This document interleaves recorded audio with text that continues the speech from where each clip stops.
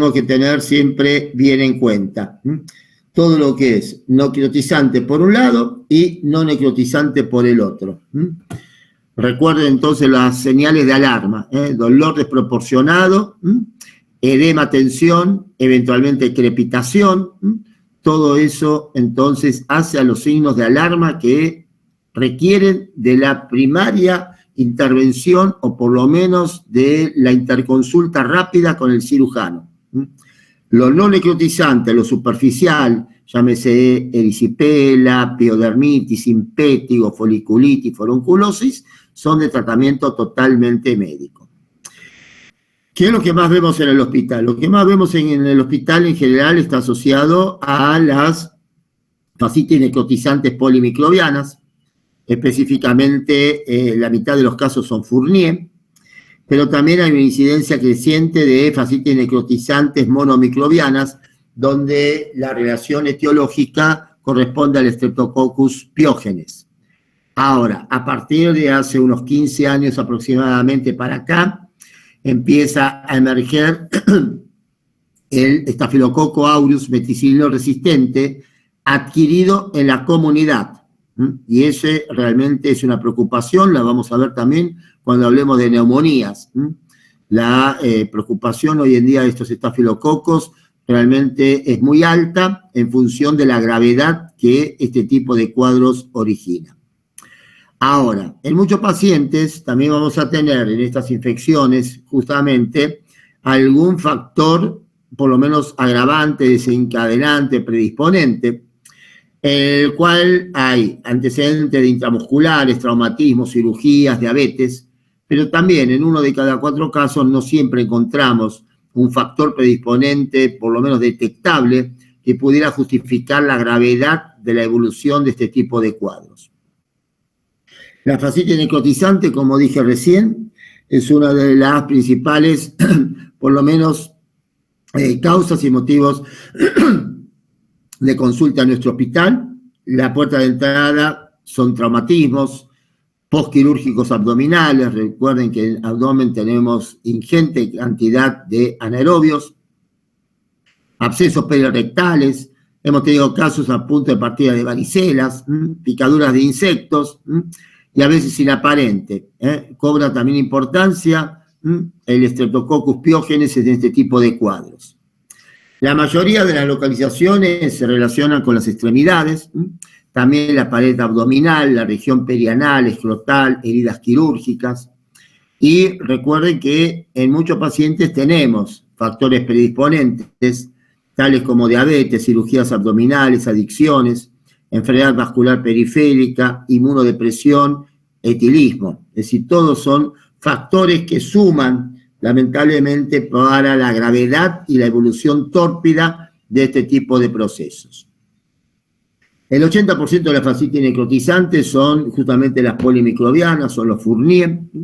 Ahí tenemos habitualmente asociados bacteroides, estreptococos anaerobios, que son los peptoestreptococos, a veces estreptococos microaerófilos, estafilococos anaerobios, que son los peptococos, enterobacterias. Muchas de estas manifestaciones clínicas del Fournier se van a dar en la región perineal. Y la del tipo 2, la monomicrobiana, Streptococcus pyogenes, está relacionada justamente con este agente, pero que a veces puede estar asociado en un porcentaje de casos también a Staphylococcus aureus. La monomicrobiana, Streptococcus, está aumentando la presencia también en los últimos tiempos. Hay una alta incidencia de compromiso multiorgánico con justamente la formación o la diseminación de exotoxinas pirogénicas, con lo cual esto genera una respuesta masiva de citoquinas y en última instancia lo que va a dar como resultado es un síndrome de shock tóxico, en este caso estreptocócico. Este tipo de cuadros tiene una mortalidad realmente elevada. En general, la evolución suele ser aguda, muy aguda. Esto comienza muchas veces con una celulitis, con dolor intenso y desproporcionado. Recuerden que esto es una de las características que motiva la consulta del paciente. y ustedes no le van a encontrar por ahí demasiado, especialmente en las etapas iniciales de este tipo de procesos. Hay edema importante, en 24 a 36 horas hay cambio de la coloración, especialmente a nivel de todo lo que es el celular subcutáneo de la piel. Dentro del día, día y medio, ya aparecen ampollas, áreas de necrosis, anestesia cutánea habitualmente asociada a trombosis de los vasos y destrucción nerviosa. La crepitación suele ser más frecuente en la polimicrobiana y hay un importante acompañamiento de toxicidad de tipo sistémica.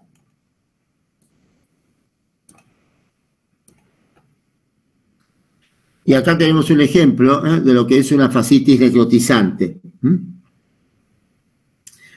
La necesidad de desbridamiento es imperiosa y realmente las incisiones tienen que ser muy, muy importantes. Los edemas, atención, que acompañan este tipo de procesos, tienen que ser tratados con incisiones de descarga.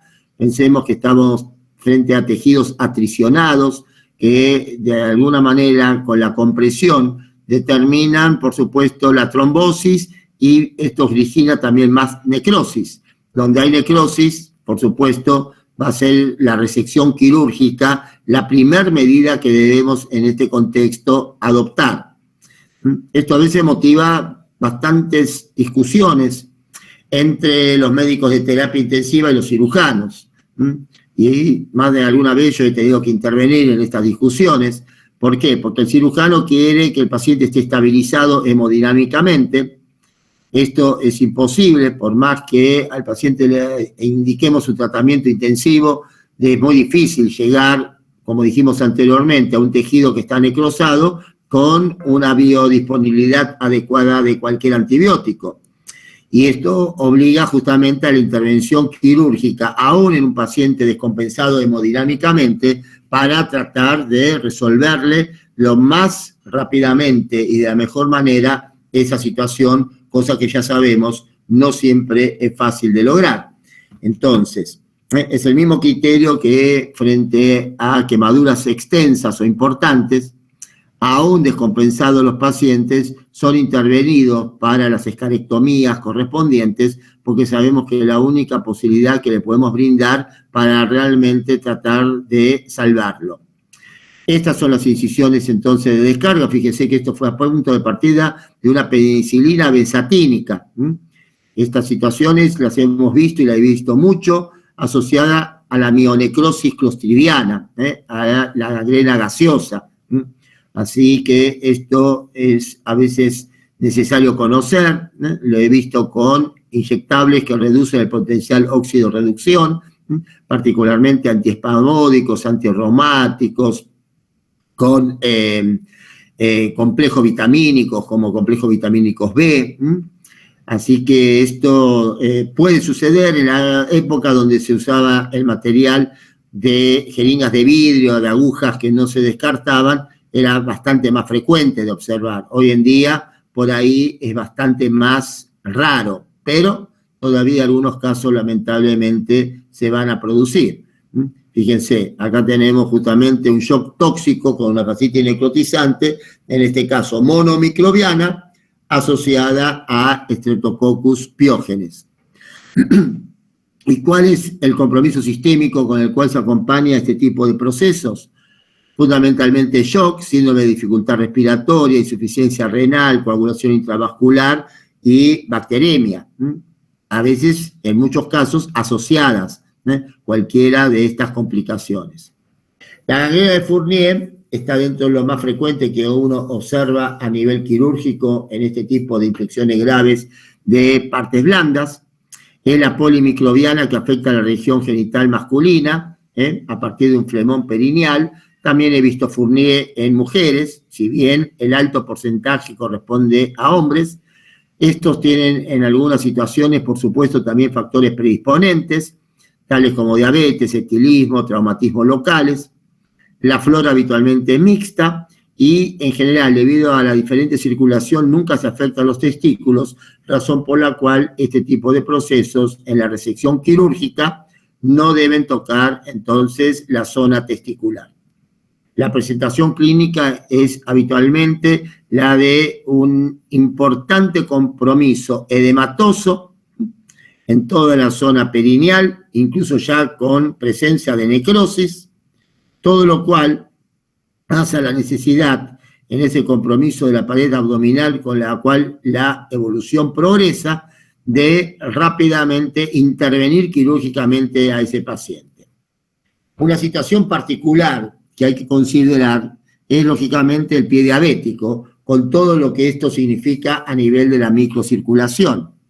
En este sentido vamos a tener distintos tipos de gravedades en las cuales en una primera instancia, si la situación es leve, cuando solamente hay eritema, secreción purulenta, dolor, cuando hay una afectación localizada a nivel de la piel o del tejido subcutáneo, uno puede indicar algún antimicrobiano, en general trimetoprima sulfa, pensando siempre en el estafilococo, alguna quinolona, pensando si hay asociación potencial con las pseudomonas. Ya cuando la situación empieza a ser más importante en cuanto a gravedad, ese paciente debe ser internado, debe ser indicada la medicación antibiótica, cubriendo en general no solo al estafilococo, sino también a las pseudomonas. Entonces, asociaciones como quinolonas con clindamicina o piperacilina tazobactama, vancomicina, son la indicación. Ahora, por supuesto que en las infecciones graves habrá que considerar siempre la posibilidad o la necesidad quirúrgica, más la antibioticoterapia de espectro que abarque justamente a los bacilos gram negativos no fermentadores, así como también al estafilococo aureus, que en este contexto habitualmente es meticilino resistente. Este tipo de fascitis necrotizantes en pies diabéticos realmente también es de extrema severidad. En este contexto, por ejemplo, se asoció Escherichia coli con Enterococcus fecalis. Una particularidad de las infecciones graves, por supuesto, está representada por la gangrena gaseosa o mionecrosis clostridiana, que ya no se trata de una urgencia, sino de una emergencia quirúrgica. Yo he visto casos que el inyectable fue aplicado a las 8 o 9 de la mañana y a las 6 de la tarde hubo que amputar a ese paciente. Era la única forma de poderle salvar la vida. Así que esto es más que necesario en ese contexto tenerlo muy, muy en cuenta. Lleva a partir de estos Clostridium, que es el perfringens, una alta destrucción muscular y además toxicidad sistémica expresada por hipotensión, insuficiencia renal, hemólisis, todo esto dependiendo, por supuesto, del efecto tóxico importante de las toxinas, en la cual Clostridium habitualmente está en un altísimo porcentaje presente en forma única, a veces puede acompañar una flora justamente asociada, pero en general la mionecrosis clostridiana, debido incluso a la acción de las toxinas, va a tener muy poca respuesta inflamatoria. Y esto justamente hace que cuando uno observa esa mionecrosis, incide el cirujano y sopa en el fondo de la lesión, en el examen directo lo que se encuentra son gran cantidad de estos bacilos gram positivos con ausencia de flora, digamos, asociada y a su vez ausencia de respuesta inflamatoria. No hay polimorfos nucleares. Y esto está dado primero por la rapidez en la cual este cuadro de mionecrosis se genera y segundo, porque hay fosfolipasas que hidrolizan la membrana de las células, particularmente de los polimorfos nucleares, forman trombos vasculares, esto lleva a la depresión miocárdica, estos trombos vasculares obviamente también producen anestesia de la zona, si bien en la profundidad del tejido vamos a encontrar una necrosis y fundamentalmente dolor muy importante al comenzar el cuadro, y una Z-perfrigolicina que destruye los polimorfos nucleares a altas concentraciones, lo cual se asocia a la hemólisis y a la cardiotoxicidad. Todo esto con un paciente que está lúcido y habitualmente con poca o ninguna fiebre acompañante. Y entonces volvemos a decir lo que dijimos ya cuando hablamos ayer de clostridios. Todo lo que es clostridiano en general se asocia a un paciente lúcido y con poca respuesta febril. Características que hay que tener muy en cuenta para sospechar, juntamente con la rapidez de evolución de estos cuadros, en este tipo de procesos. Por ende, vamos a tener en la clasificación la mayoría de los casos asociados a lo postraumático, muchos miembros inferiores, fracturas expuestas, accidentes, bicicleta, motos, etcétera, postinyectables, particularmente aquellos que reducen el potencial oxidorreducción, antiinflamatorios, insulina, antiespasmódicos, antirreumáticos, complejos vitamínicos, lo postquirúrgico, y hay casos en los cuales hay una especie de Clostridium septicum en la cual no se encuentran muchas veces, si bien debe haber una causa específica que justifique la aparición de este tipo de cuadro. Pero cuando aparece un septicum, en general uno puede asociarlo a alguna enfermedad neoplásica subyacente, particularmente carcinoma de colon y también enfermedades oncohematológicas. Como vemos siempre, algún factor infeccioso, microbiológicamente hablando, puede ser de alguna manera el que nos oriente a pensar que algo subyacente desde el punto de vista oncológico o por lo menos de inmunodepresión está ocurriendo para que eso aparezca. La incubación de la mionecrosis clostridiana es un periodo de incubación corto, breve, en general de pocas horas, como les conté y les comenté previamente. Uno puede tener un inyectable a las 8 o 9 de la mañana y a las 6, 7 de la tarde el paciente ya está con insuficiencia renal, con una urea de 1,50, una creatinina realmente muy, muy elevada, y por supuesto, si rápidamente no lo intervenimos, lo que va a suceder es que la evolución va a ser muy, muy grave, y esto genera, por supuesto, la necesidad de la rápida intervención quirúrgica. Evolución muy rápida del proceso, a veces la piel con ese tinte bronceado, edema, múltiples ampollas, con secreción serosanguinolenta, a veces con poco olor o con un olor dulzón. Esto, por supuesto, depende de cada cuadro en particular, con la toxicidad sistémica, afebril, hipotenso, paciente obviamente hemolizando, con insuficiencia renal y sin alteración significativa del sensorio. Recuerden estos parámetros que hacen a la presencia justamente de la etiología clostridiana. Algunos ejemplos, obviamente, de estas gangrenas, mionecrosis clostridianas, que realmente son muy, muy graves. Por ende, en estas infecciones graves de piel y partes blandas, lo importante es diferenciar la celulitis de tratamiento médico de las de indicación quirúrgica inmediata. Ante cualquier duda, por supuesto, se impone la exploración quirúrgica. Esta tiene que ser temprana para establecer el diagnóstico, la terapéutica y el pronóstico. Habrá que hacer un examen directo de las ampollas, del material quirúrgico. ¿Podemos encontrar flora mixta? Sí, en la necrosis o en la fascitis necrotizante polimicrobiana. Cocogram positivos, especialmente cuando esto es lo monomicrobiano estreptocócico, y los bacilos gram positivos sin reacción inflamatoria que nos indican la presencia de la mionecrosis clostridiana. Los hemocultivos, radiografía, ecografía, tomografía, todo tiene obviamente una utilidad relativa porque pueden retrasar lo que hace al tratamiento quirúrgico o a la incisión, que es lo más rápidamente necesario en este tipo de situaciones. Entonces, recuerden los signos de alarma que frente a cualquier paciente que le llegue a una guardia, atención primaria, consultorios, etcétera, ustedes siempre tienen que recordar. Dolor desproporcionado en relación a los hallazgos físicos, las ampollas o anflictenas, hemorragias cutáneas, edema en general a tensión que sobrepasa el eritema, anestesia cutánea, una rápida progresión del eritema o del borde de la lesión, progresión del cuadro intratratamiento antibiótico. Recuerden que el antibiótico acá tiene poca o ninguna participación en cuanto a que no llegue, no tiene posibilidad de llegar en concentraciones de biodisponibilidad adecuadas a un tejido que está necrosado, que hay ya trastornos vasculares graves, la presencia de crepitación de gas y los signos de toxicidad sistémica. Todo esto hace que en pacientes a veces con algunos antecedentes, como pueden ser pacientes diabéticos, esto tenga una magnitud realmente muy significativa. En este paciente, por ejemplo, en los cultivos aparece justamente flora anaerobia, Escherichia coli, Enterococcus fecalis.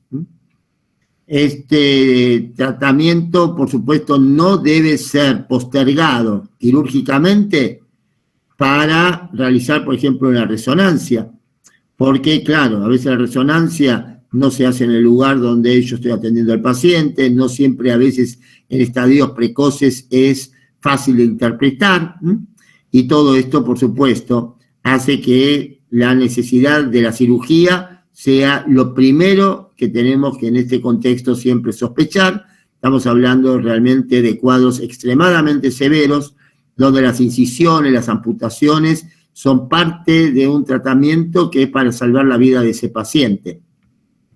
También se ha asociado en este contexto, y esto lo vamos a ver cuando hablemos de micosis oportunistas, mucormicosis. Otro agente que también hay que considerar debido a la rapidez con la cual mucor a veces también progresa. Tengamos en cuenta, por ende, que estos pacientes deben ser internados, deben ser observados, controlados, cuando tienen dolor, eritema de rápida progresión, edema, tensión, crepitación, ampollas, toxicidad sistémica con un síndrome de respuesta entonces multisistémica, hipotensión, hipoperfusión, sin respuesta a tratamientos antibióticos, muchas veces con una CPK realmente muy, muy elevada, hiponatremia, aumento de la creatinina, acidosis metabólica. He visto casos realmente dramáticos en cuanto a la rapidez de la progresión de las lesiones. Y esto todo genera realmente cuadros que si no intervenimos en forma muy, muy temprana, lamentablemente corre serio riesgo la vida del paciente. Hay un indicador de riesgo de laboratorio para la fascitis necrotizante, que por supuesto, como todos los scores, puntajes, son siempre relativos, pero bueno, que abarcan particularmente el aumento de la proteína C reactiva, el aumento de los leucocitos, la disminución de la hemoglobina, la disminución o alteración justamente del sodio plasmático, el aumento de la creatinina y, por supuesto, el incremento de la glucosa.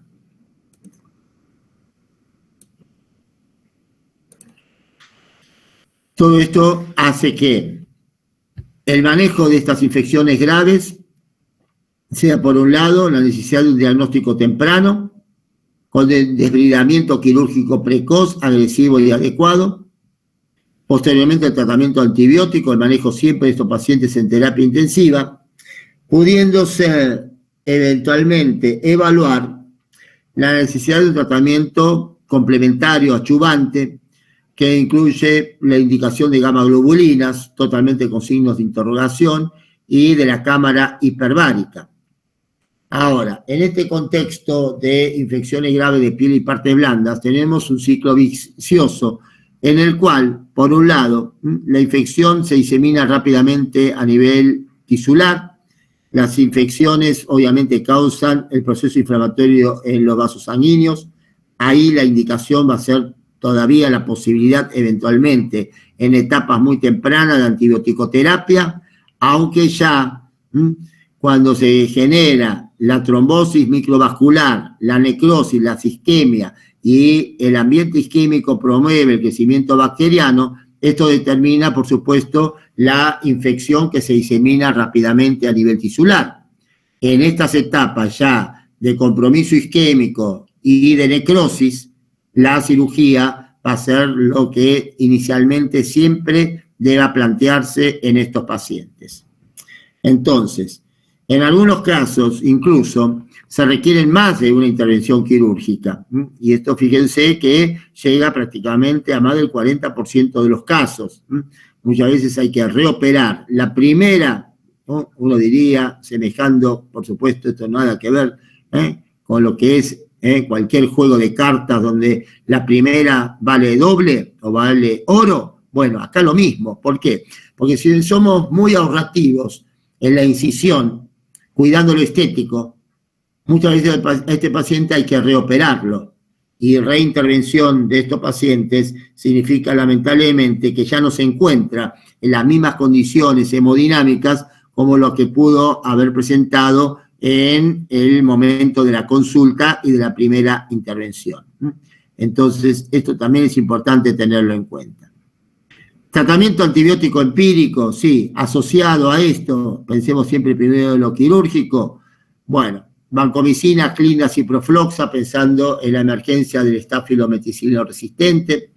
Obviamente, si hay un alto nivel de resistencia a la ciprofloxacina, se puede indicar una cefalosporina tercera o un aminoglucósido. Eventualmente, la combinación ampicilina-sulbactam, cefalotina o penicilina, pensando que también Clostridium es de alguna manera sensible a cefalosporina de primera y a la penicilina, más clinda, más ciprofloxacina. Fíjense que en este contexto siempre de pacientes de terapia, la indicación antibiótica es muy abarcativa.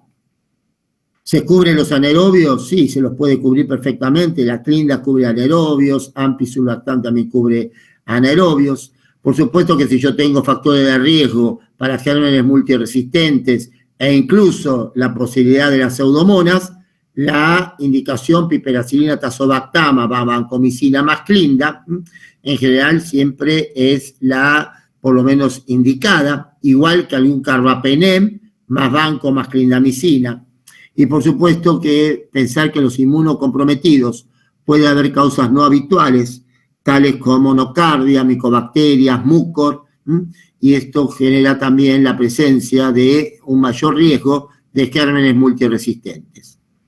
Entonces, de elección habitualmente vancomicina, ciprofloxacina clinda, por supuesto alternativas piperacilina tazobactama. Todo esto, por supuesto, hace a un contexto empírico inicial de un paciente grave en el cual se descartó o ya se intervino quirúrgicamente toda la necesidad de la consulta con el cirujano. Ahora, en este contexto de tratamientos empíricos y de asociación de fármacos antimicrobianos, siempre la indicación es agregar clindamicina. Esto fundamentalmente por una cantidad de propiedades que en ese contexto la clindamicina va a tener. Entonces, betalactámicos, penicilina en general no aislada, siempre asociada.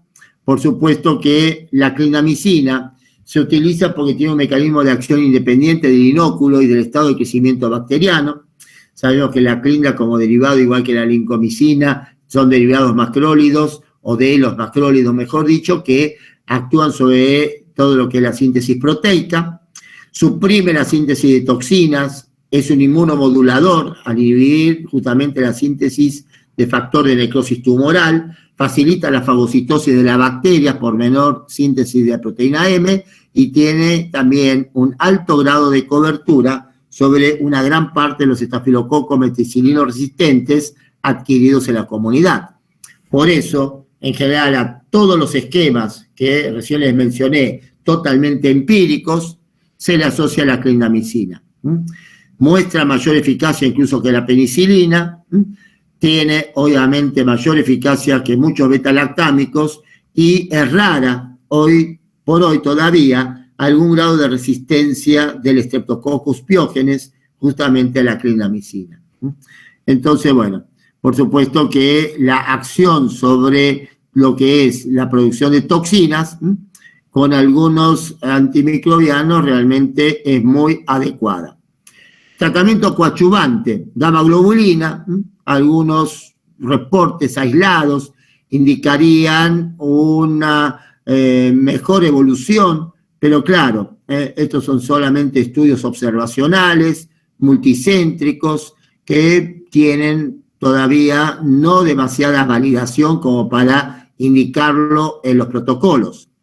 Ahora, el tema hoy por hoy está dado también por muchos pacientes relativamente jóvenes, no con tantos factores de riesgo, ninguno, donde cuando hablemos de neumonías, mañana podemos hablar de neumonía justamente, ya que tocamos el tema del estafilococo meticilino resistente adquirido en la comunidad. Estos pacientes, a partir de celulitis, de forunculosis, el estafilococo es altamente bacteriémico, razón por la cual en esa bacteremia vamos a tener una localización no solamente a nivel bacteriémico, endocárdico, muscular, sino fundamentalmente también respiratorio. Especialmente hay los estafilococos que producen una leucocidina, que es la de Panton-Valentine, que lleva a la necrosis, a la supuración. En nuestro medio, los antibióticos adecuados, y es lo que habitualmente se utiliza frente a una celulitis relativamente importante en la cual sospechamos de estafilococo, es trimetoprima sulfametoxazol, a veces asociado a rifampicina y también a clindamicina. Entonces, la mayoría de estos estafilococos comienzan con procesos a nivel de partes blandas y vienen estos pacientes de la comunidad, ya no son propios del ambiente intrahospitalario. Ya en la necesidad interna de estos pacientes, el manejo será vancomicina, clinda, eventualmente el linezolid, una quinolona más clinda, o trimetoprima sulfa más clinda. Recuerden siempre la necesidad de la clindamicina asociada a los distintos esquemas antimicrobianos. Y esto es realmente una epidemia emergente. Cada vez tenemos más casos y uno de los impactos, más allá de la celulitis abscedada, la fascitis necrotizantes, es el impacto a nivel pulmonar. Realmente destruye pulmón. Y esto realmente es muy grave, pacientes jóvenes con alta mortalidad. En el tratamiento, obviamente, frente a la presencia de una mionecrosis clostridiana, tenemos que pensar en la clindamicina, eventualmente penicilina, no asociar metronidazol porque se ha visto que genera un antagonismo in vitro. Entonces, el tratamiento dirigido frente al estreptococo, penicilina más clinda, vancomicina clinda, el estafilococo meticilino resistente de la comunidad, el tratamiento será vancoclinda o daptomicina, que por supuesto también sabemos que tiene una muy buena acción antiestafilocócica, más clindamicina, gentamicina o linezolid. Penicilina clinda asociado, por supuesto, a ambos antibióticos post-tratamiento quirúrgico. En el Fournier, ampicilina, sulbactam, más clinda, más ciprofloxa, o ceftriaxona, ciprofloxa y metronidazol.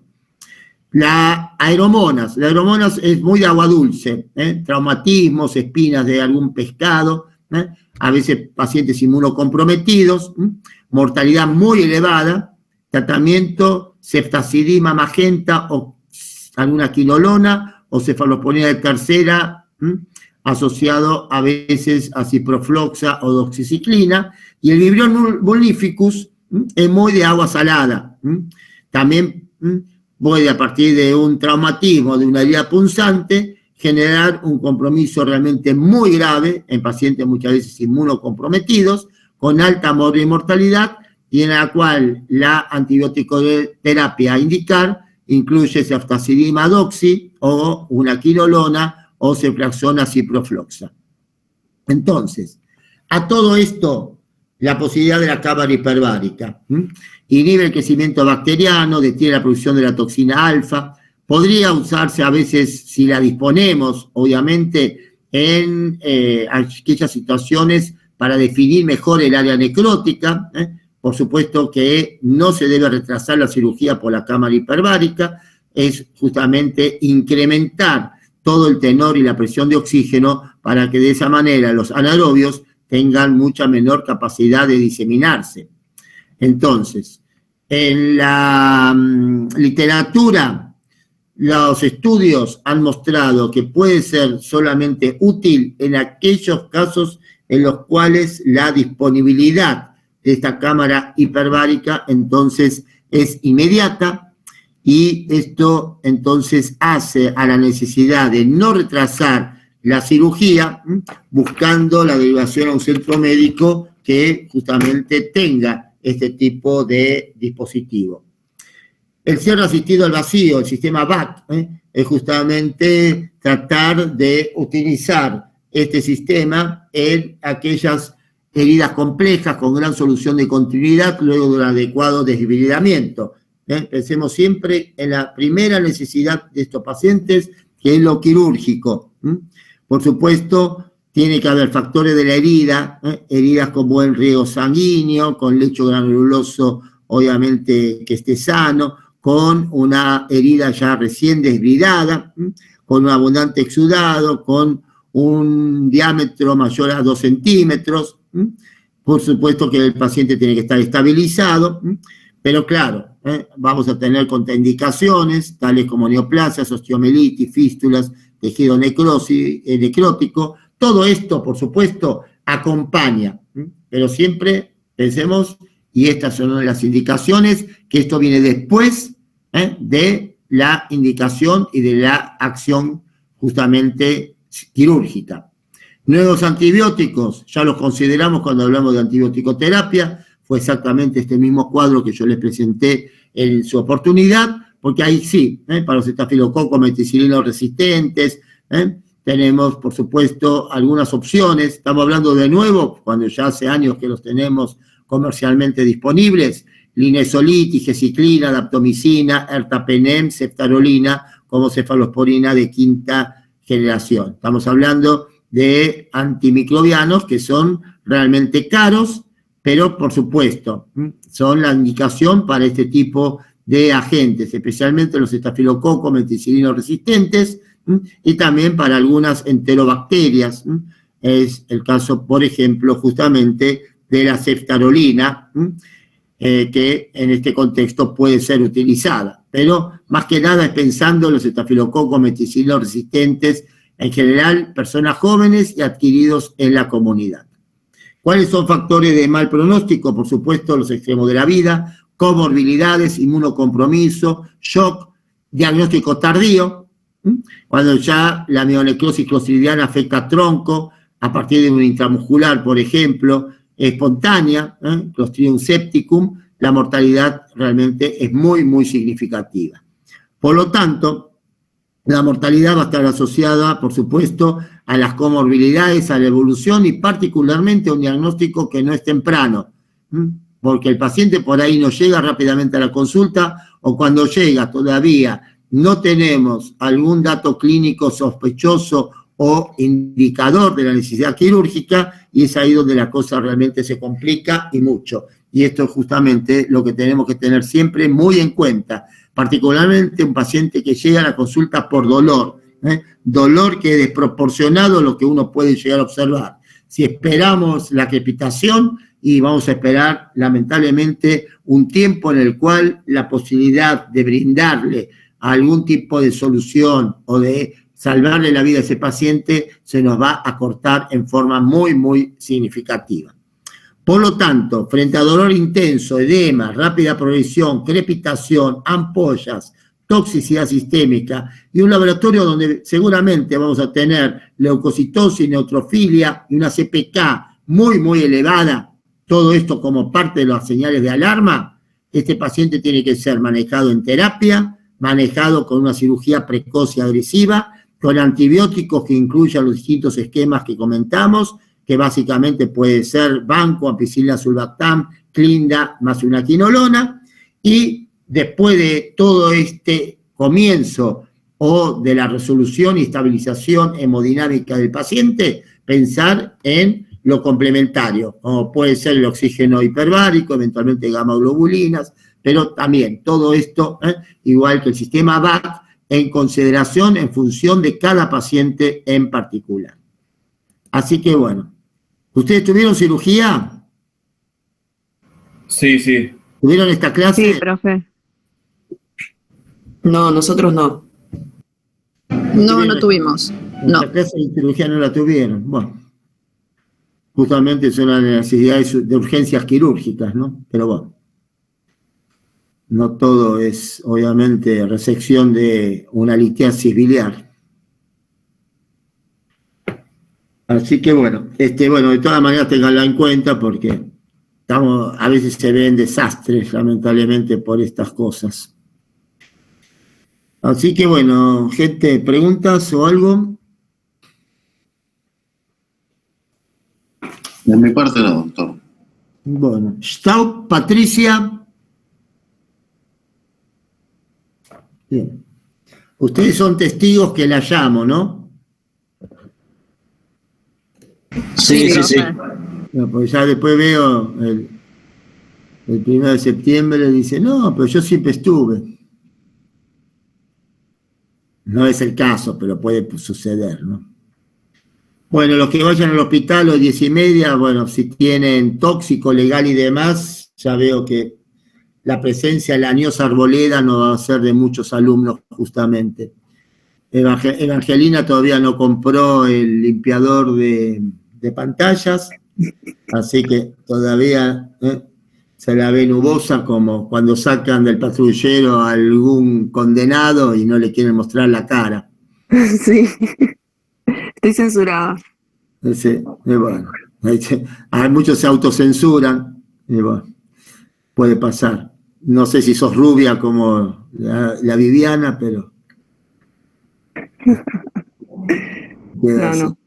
A ver. Bueno, mañana a las 8 hablamos de neumonías, ¿eh?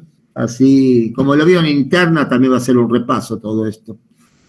Así que bueno, seguimos repasando infectológicamente los temas. Gracias, Doc. Así que bueno, suerte en tóxico, que es todo un temita. La vamos a necesitar. Gracias, doctor. No, sí, bueno. Gracias. Hay muchos Gracias, tóxicos.